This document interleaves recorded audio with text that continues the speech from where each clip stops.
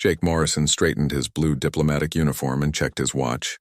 The big meeting room on the space station was filling up with aliens from all over the galaxy.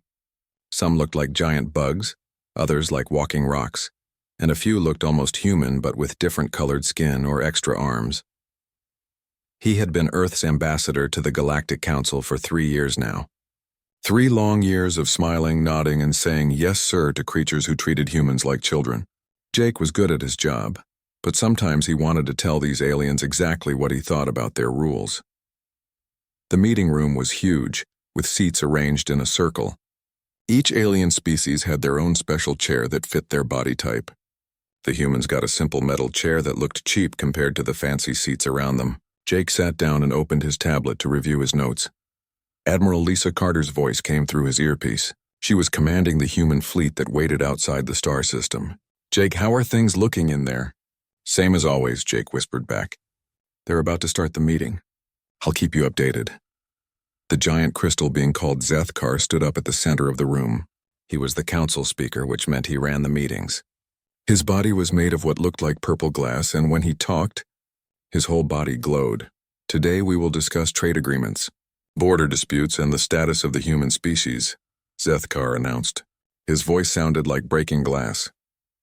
Jake noticed how the speaker said the status of the human species instead of just human affairs like he did for other races. It was a small thing, but Jake had learned to pay attention to small things in this job. A snake-like alien called Quixth slithered up to the speaking area. He was from a race called the Veltar, and they had been giving humans trouble for months. Quixth's scales were bright green, and his eyes were yellow with black slits like a real snake. "Honored council members," Quixth hissed, "we must address the human problem. These creatures continue to build colonies in space that belongs to civilized species." Jake felt his jaw tighten, but he kept his face calm. The Veltar had been claiming that human colonies were built on their sacred space, but Jake knew the truth. Every human colony was built in empty star systems that nobody had claimed. The humans spread across the galaxy like a disease. Quixth continued. "Their ugly metal cities and dirty mining ships ruin the beauty of space. They have no respect for the ancient ways." Several aliens in the room made noises that sounded like agreement. Jake wanted to stand up and remind them that human colonies were cleaner and more efficient than most alien settlements, but he stayed quiet. That was his job, stay quiet and be polite. Zethkar's crystal body flashed. "Ambassador Morrison, would you like to respond to these concerns?"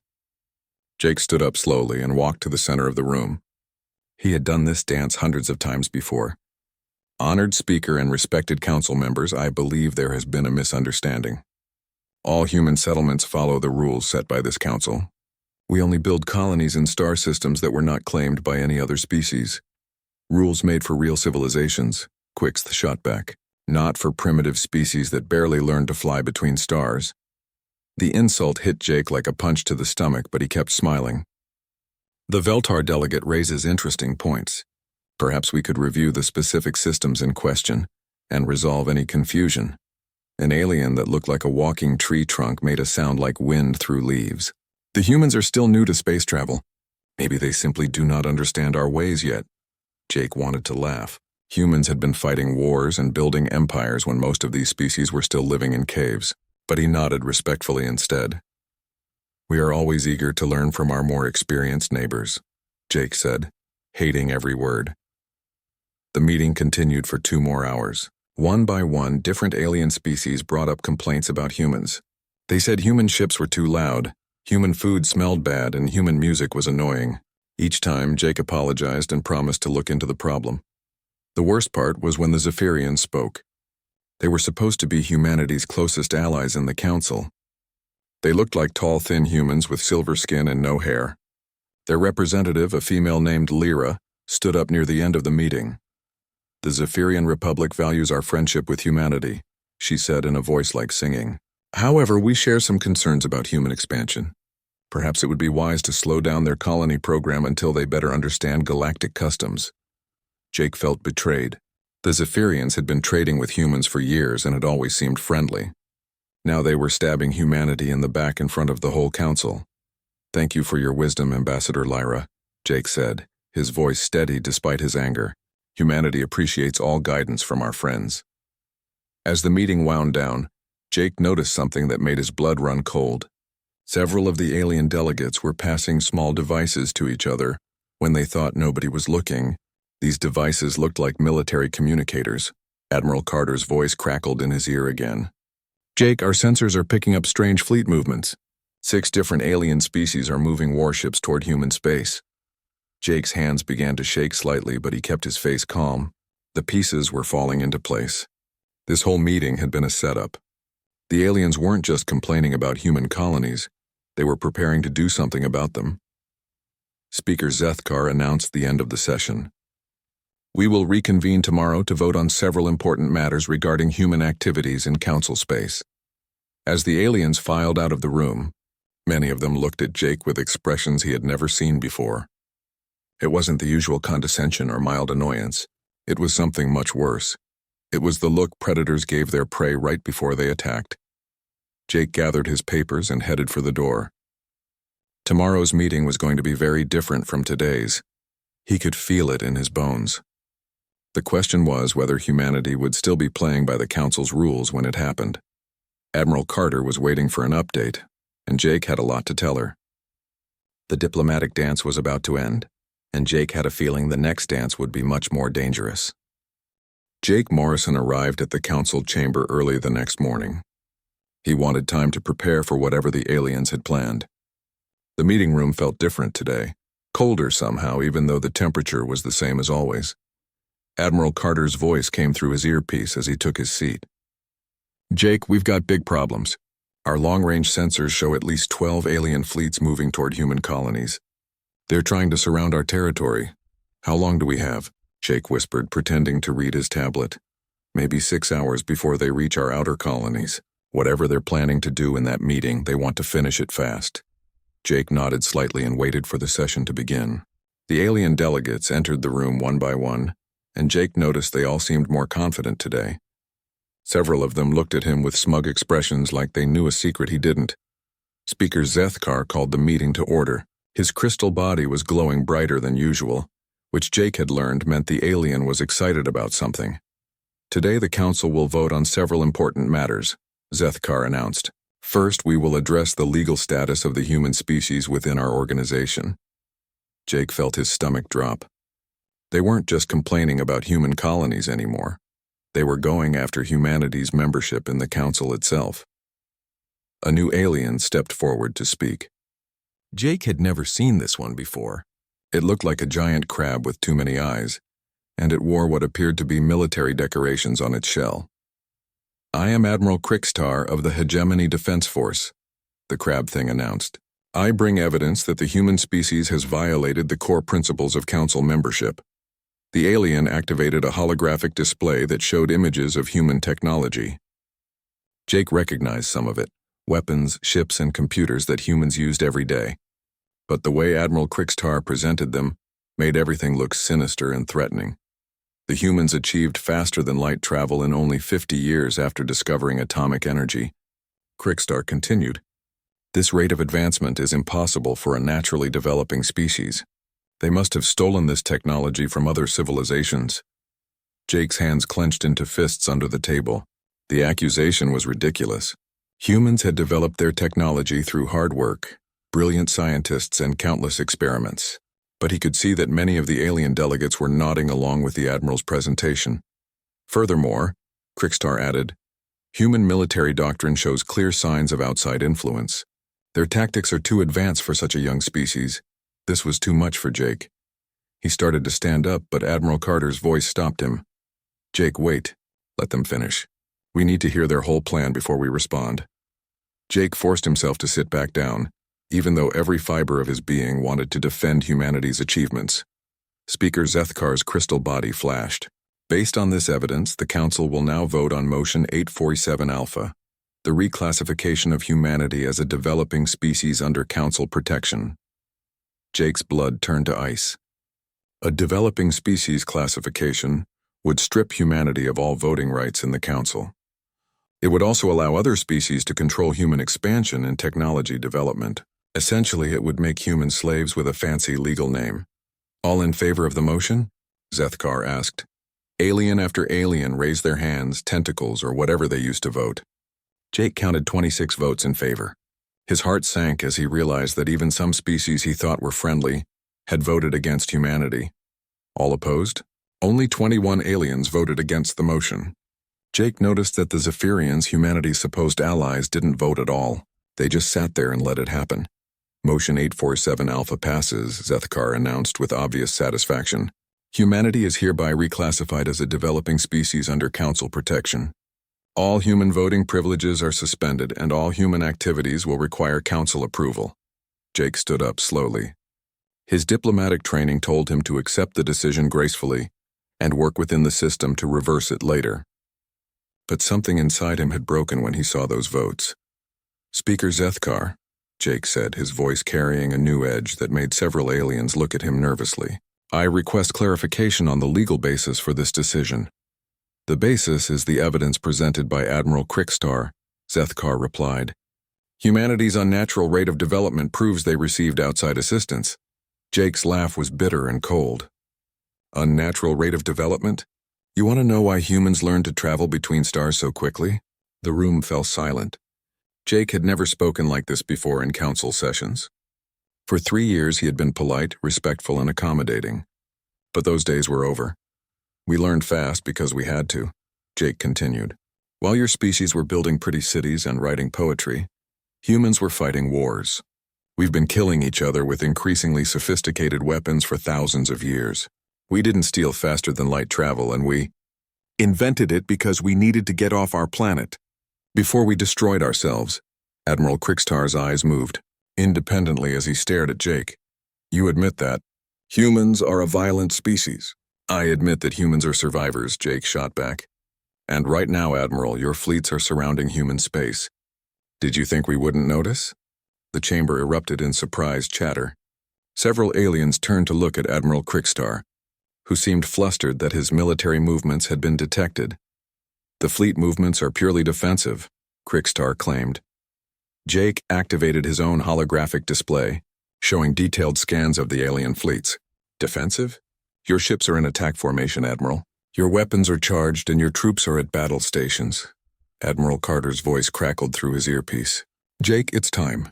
They're not going to back down, and neither should we. Jake nodded slightly and looked around the chamber at the aliens who had just voted to enslave his species. His diplomatic mask was gone completely now, replaced by something that made even the largest aliens shift uncomfortably in their seats. I have one more thing to say, Jake announced. For 3 years I have followed your rules, respected your customs, and pretended that this council was a legitimate government. But today you've shown your true colors. Speaker Zethkar's crystal body was pulsing rapidly. Ambassador Morrison, you will show proper respect for this body. Jake's smile was sharp and predatory. Respect? You want respect? Let me show you what human respect looks like. He pressed a button on his tablet and the lights in the chamber dimmed as his display activated. What appeared on the screen made every alien in the room freeze in terror. The display showed the real human fleet, not the small exploration ships the Council knew about, but massive warships that had been hidden in the dark spaces between stars, hundreds of them with weapons that made the aliens' best technology look like toys from a children's playground. You see, Jake said conversationally, humans have been preparing for this day since we first met you. We just hoped it would never come. The council chamber fell completely silent as Jake's holographic display showed the true size of the human fleet. Ship after ship appeared on the screen, massive dreadnoughts that dwarfed even the largest alien vessels. The aliens stared in shock as they realized they had been completely fooled for 3 years. Impossible, Admiral Crickstar whispered, his many eyes focusing on different parts of the display. Our intelligence report showed only exploration vessels and small patrol ships. Jake's smile was cold and dangerous. Your intelligence report showed exactly what we wanted them to show. Did you really think a species that conquered an entire planet would send their real military to meet strangers from space? Speaker Zethkar's crystal body was flashing rapidly between different colors. Jake had learned that this meant the alien was experiencing something like panic. This is a violation of the Peaceful Contact Accords. You were required to reveal your true military capabilities. Were we? Jake asked, pulling out a copy of the Accords from his briefcase. Let me read Section 12, Paragraph 4. New species must reveal sufficient military capability to demonstrate they can defend themselves. It doesn't say we have to reveal all of our capabilities. Jake flipped through the document with theatrical slowness.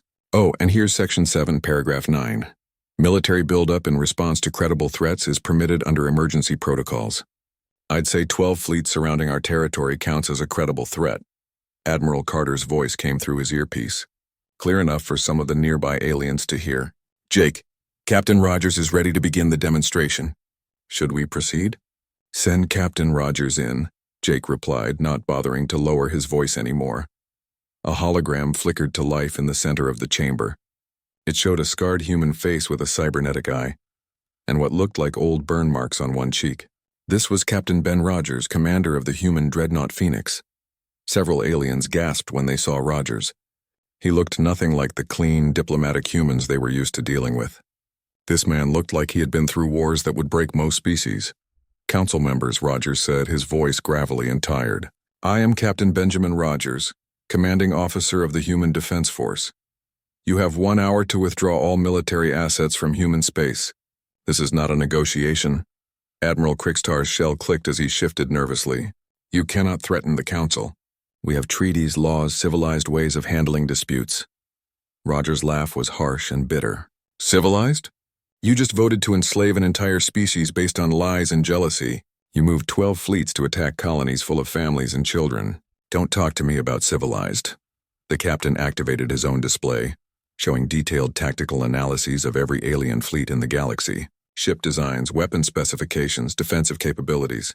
The humans had been studying their potential enemies for years. The Veltar Third Fleet, Rogers continued, pointing at the display. 47 ships with plasma torpedoes and energy shields. Weakness. Their shield generators overheat after 12 minutes of sustained fire. Several Veltar delegates hissed in alarm. That information was supposed to be classified. The Hegemony Defense Force, Rogers went on. Impressive crystal hulls that can absorb most energy weapons. Weakness. Kinetic rounds punch right through them like paper. Admiral Krickstar's eyes were all focused on Rogers now. How do you know this information? Because we've been watching you, Jake answered. Every one of you. For 3 years, we've been the polite new species that asks permission for everything. And while we were being polite, we were also learning everything about your technology, your tactics, and your weaknesses. Jake activated another section of his display, showing human spy satellites hidden throughout the galaxy. They had been disguised as communication relays and scientific instruments, but they were actually watching everything the aliens did. We know about the secret meetings between the Hegemony and the Veltar, Jake continued. We know about the Zephyrian plan to take over human trade routes. We know about the weapons research stations you've been hiding from each other. The Zephyrian delegate Lyra stood up with her silver skin pale with shock. You have been spying on us? This is a massive violation of trust. Trust? Jake's voice rose for the first time. You want to talk about trust? Yesterday you called us friends and today you voted to enslave us. You knew exactly what that vote meant and you sat there and let it happen. Lyra's musical voice was shaky now. We thought it was best for galactic stability. Humans are too aggressive, too unpredictable. Too successful, you mean? Captain Rogers cut in. In 3 years, human colonies have become more prosperous than settlements your species have had for centuries.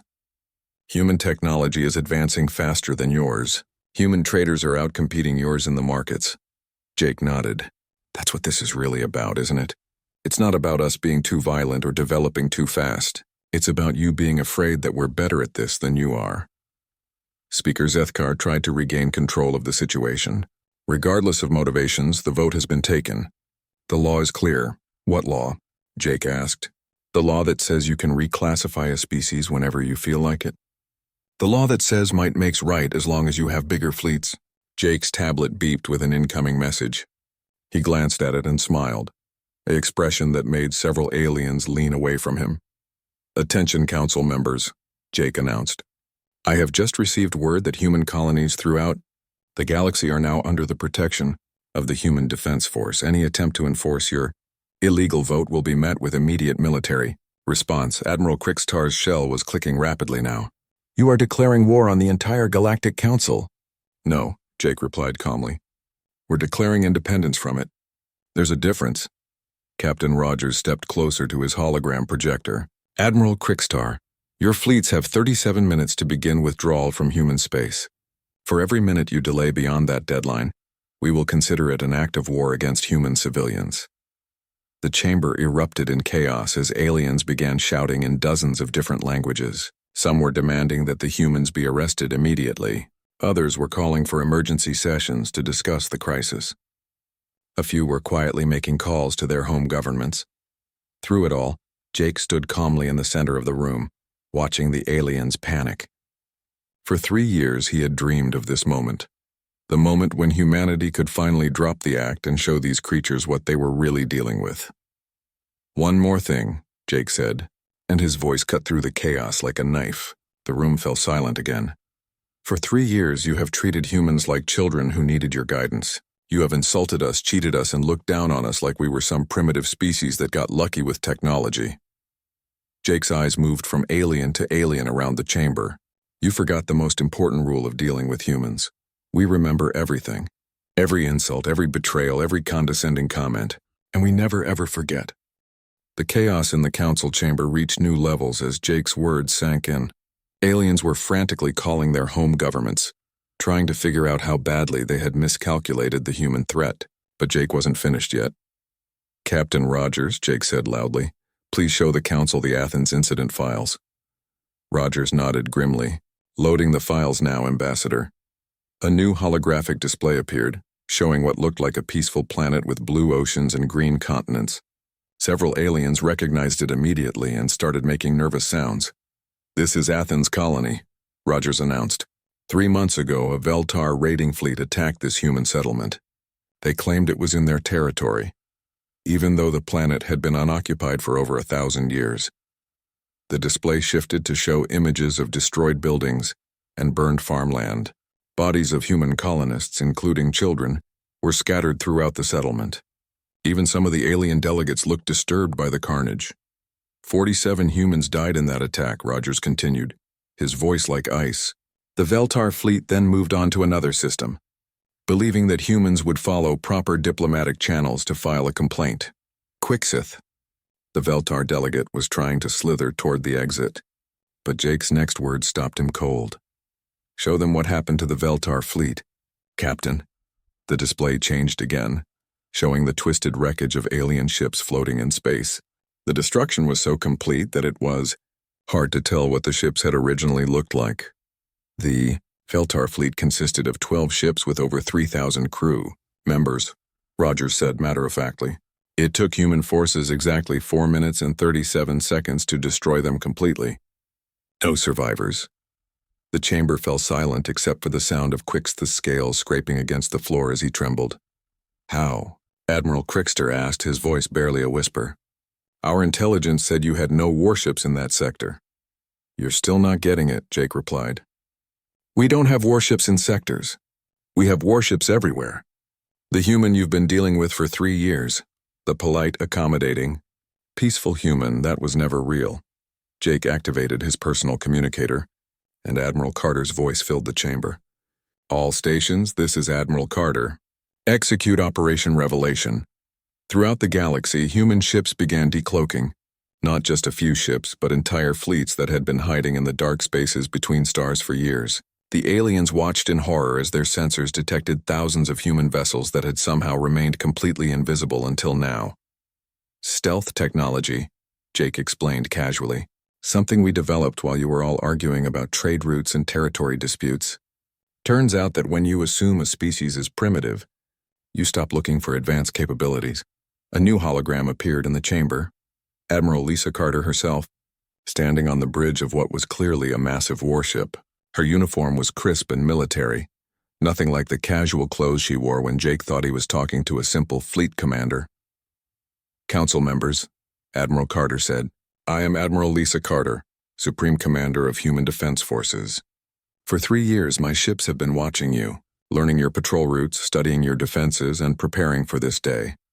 She gestured to something off-screen, and the display showed a tactical map of the entire galaxy.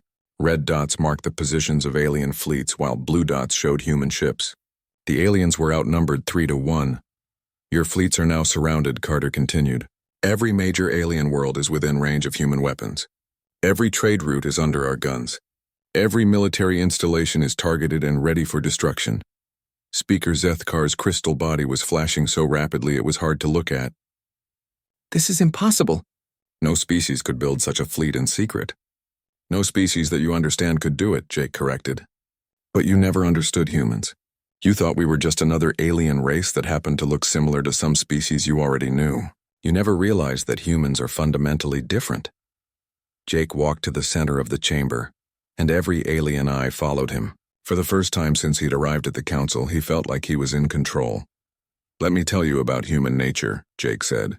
We are paranoid. We assume that everyone we meet might try to kill us someday.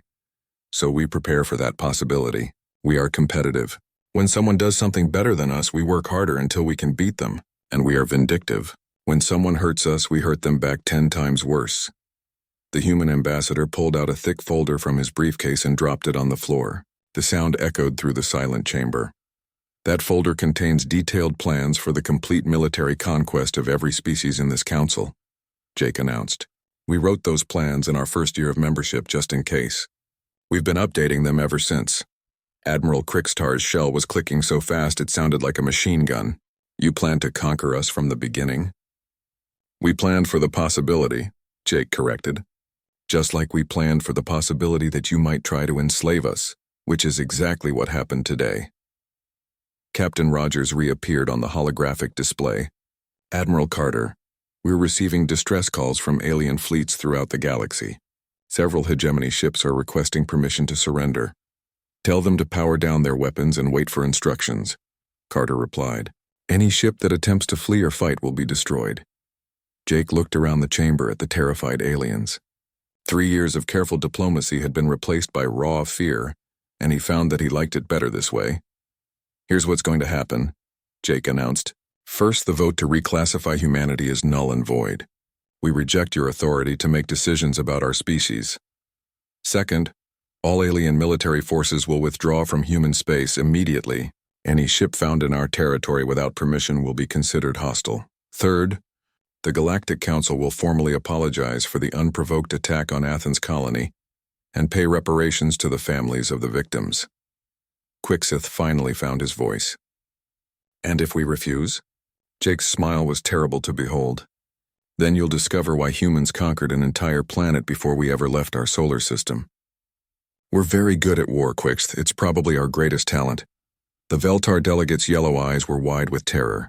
You would commit genocide? Not genocide, Jake replied. Just regime change. We'll find species that are more reasonable to negotiate with. I'm sure there are plenty of them throughout the galaxy. Admiral Carter's voice cut through the chamber one more time. Council members, you have 1 hour to respond to Ambassador Morrison's terms. Choose wisely. The hour passed in tense silence. Alien delegates huddled in small groups, whispering frantically in their native languages. Some were making desperate calls to their home governments, while others simply stared at the holographic displays showing human fleets surrounding their worlds.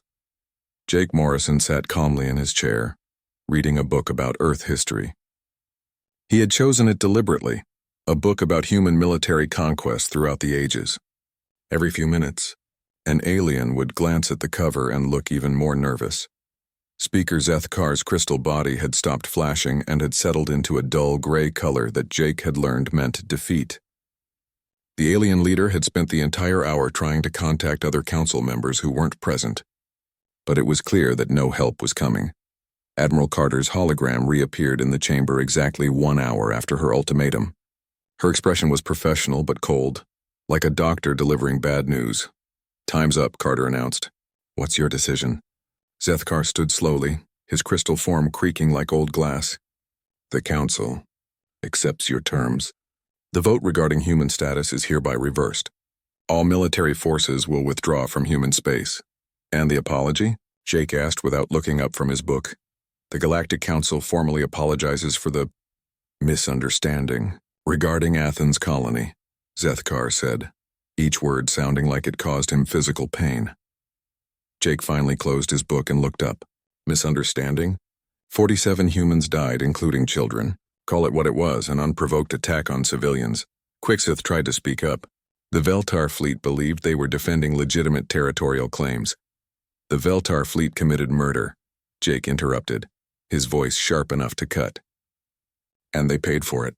Just like anyone else who attacks human civilians will pay for it. Captain Rogers appeared on the holographic display. Admiral Carter, all alien fleets are beginning their withdrawal from human space. Several ships are requesting permission to return to their home systems. Grant the requests, Carter replied, but maintain surveillance on all vessels. Any ship that deviates from a direct course home will be considered hostile. Jake stood up and walked to the center of the chamber. For 3 years he had stood in this spot and apologized for humanity's existence. Today he was going to do something very different. Before we conclude this session, Jake announced, I want to make sure everyone understands the new reality. He activated his tablet, and a new display appeared, showing the current positions of human and alien fleets throughout the galaxy. As you can see, human forces now control all major trade routes between Council worlds. We could cut off commerce between your species whenever we choose. We won't do that as long as you remember to treat us with respect. Admiral Krickstar's shell was still clicking nervously. You cannot maintain such a large fleet indefinitely. The cost alone. Jake laughed, and the sound made several aliens flinch. Cost. Admiral, you still don't understand what you're dealing with. Human industrial capacity makes your entire economy look like a corner store. The display shifted to show images of human manufacturing facilities that had been hidden from alien observers. Massive shipyards and asteroid belts, automated factories on dead worlds, mining operations that could strip entire planets of useful materials. We've been building this infrastructure for 3 years, while you thought we were just setting up small colonies, Jake explained. Every time you denied us access to established trade routes, we built our own. Every time you refused to share technology, we invented something better. Lyra, the Zephyrian delegate, finally spoke up. What do you want from us? If not conquest, then what? Jake considered the question carefully. What we've always wanted, to be left alone to grow and prosper. The difference is that now we're strong enough to guarantee that you'll leave us alone. But, Jake continued, his voice taking on a harder edge, we also want justice. The Athens colony attack was just one incident. For 3 years, human traders have been cheated, human diplomats have been insulted, and human colonies have been threatened. Jake pulled out another folder and set it on the table. This contains a list of every crime committed against human citizens by Council species over the past 3 years. We want reparations for all of them. Speaker Zethkar's crystal body flickered weakly. The amounts you're demanding would bankrupt several species. Then those species should have thought about that before they decided to treat humans like dirt, Jake replied without sympathy. Actions have consequences. It's time you learned that. Admiral Carter's voice filled the chamber one more time. Ambassador Morrison, we're receiving surrender requests from 17 different alien governments. They're asking for terms. Jake smiled, but it wasn't a friendly expression. Tell them that surrender isn't necessary. We're not conquering anyone today. We're just establishing new rules for how humans will be treated in the galaxy. He turned back to the assembled aliens. Here are those rules, and I suggest you write them down. First, human space is sovereign. No alien ship enters our territory without permission. No exceptions. Second, human citizens throughout the galaxy are under human protection. Anyone who harms a human citizen will answer to the Human Defense Force. Third, trade with humans is a privilege, not a right. Species that can't treat us fairly won't trade with us at all. Fourth, the next time someone tries to vote on humanity's status in this council, we'll consider it an act of war. Jake gathered his papers and headed toward the exit. At the door, he paused and looked back at the aliens who had spent 3 years treating him like a child. For what it's worth, Jake said, we really did try to do this the polite way. We wanted to be good neighbors, peaceful traders, and reliable allies. You could have had the best friends in the galaxy. He shrugged. Instead, you chose to make us your enemies. That was a very bad choice. Captain Rogers appeared on the display one final time. Admiral Carter, the human fleet is moving to defensive positions around our colonies. All human citizens have been accounted for and are safe. Excellent, Carter replied. And Captain, send a message to Earth Command. Tell them that the human experiment in galactic diplomacy is officially over. From now on, we do things our way. Jake walked out of the council chamber and into the corridor beyond. Behind him, he could hear aliens arguing frantically about what to do next. Some wanted to try to rebuild their military forces. Others wanted to negotiate new agreements with humanity. A few were talking about abandoning their territories and fleeing to distant parts of the galaxy. None of it mattered anymore. Humanity had tried to join the galactic community as equals and had been rejected.